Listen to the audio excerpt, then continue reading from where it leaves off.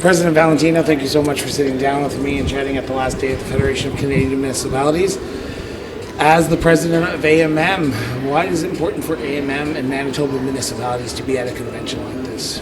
A couple of reasons. You know, every chance you get to network with the rest of Canadian municipalities around you, you gather more information on what municipalities are doing and you create relationships that you end up leaning on. So the more that we can gather and build relationships, the stronger than Manitoba municipalities can be, and learn new ideas and then move those ideas forward.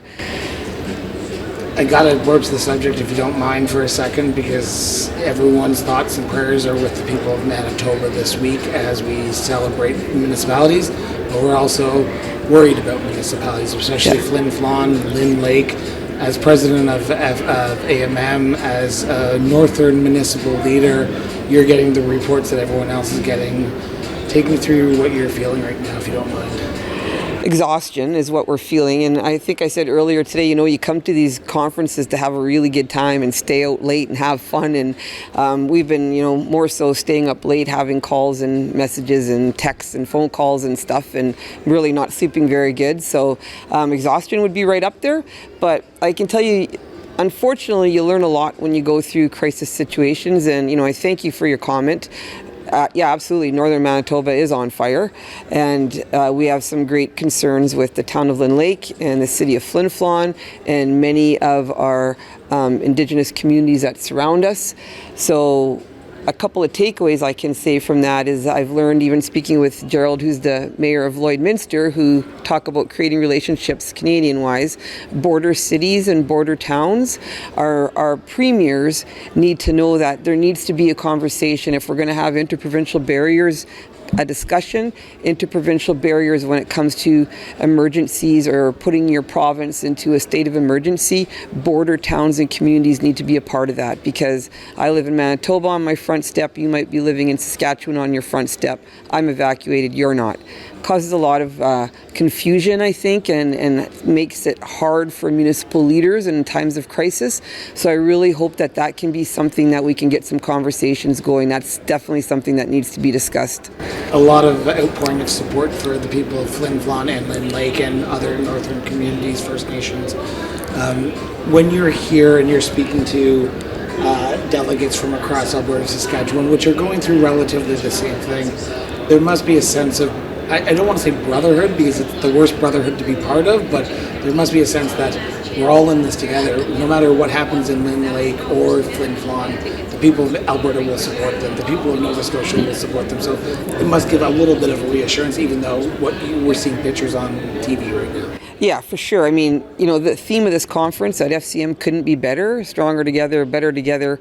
That's true, because, yeah, like Alberta, Saskatchewan, Manitoba, we're all in this fight right now, and it doesn't really matter right now what province you live in. We need each other to talk and share, and just to realize that this is really happening, and it's really happening earlier and earlier every year, and it's scary, and it's good to have connections and contacts through this, that's for sure.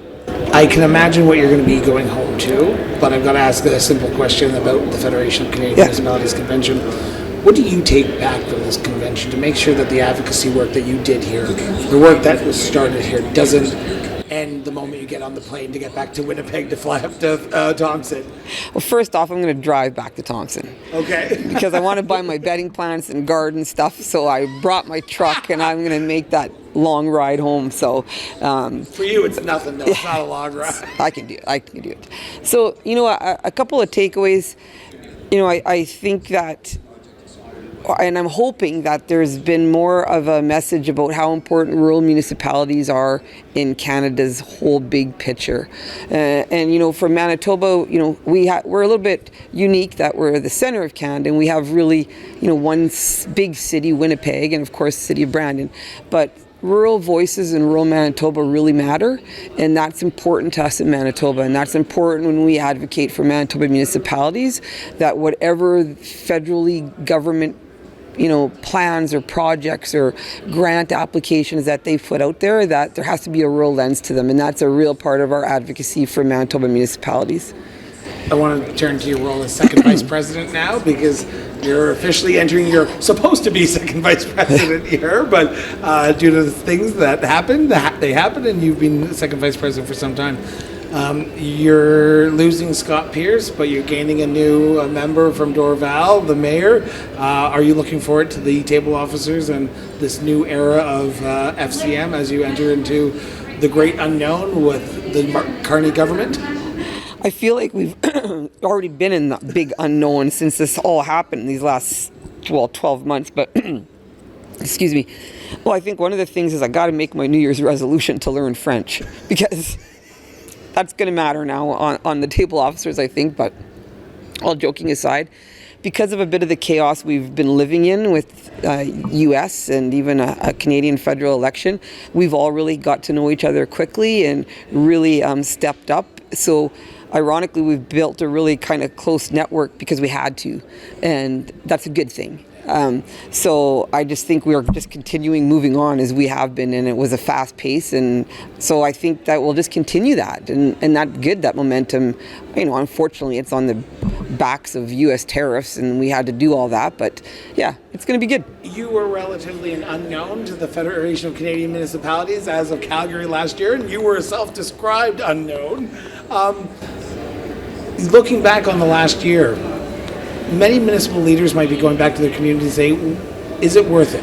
Is it worth to be part of the organization of Federation of Canadian Municipalities? As someone who's now not only active, but a table officer, do you feel like you get your worth from the Federation of Canadian Municipalities, whether it be that advocacy, whether it be those meetings on the Hill?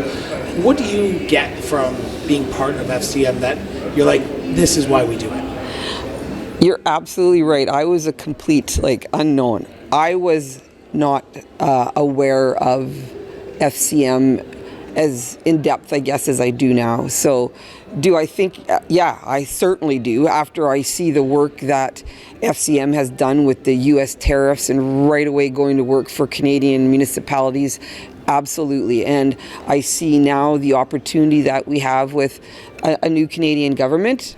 Whatever the government of the day was, we were ready and did a lot of, pre-election work and meetings, and I think that it's a huge opportunity, and I think that you could see that over this conference the last few days. I was the moderator for the rural infrastructure agenda. What do we want that to look like? What do we want to be able to offer to the federal government that we want to see in the next infrastructure funding program? So you can't do that if you're not at the table, and if you're not a part of FCM, you're not going to have a say.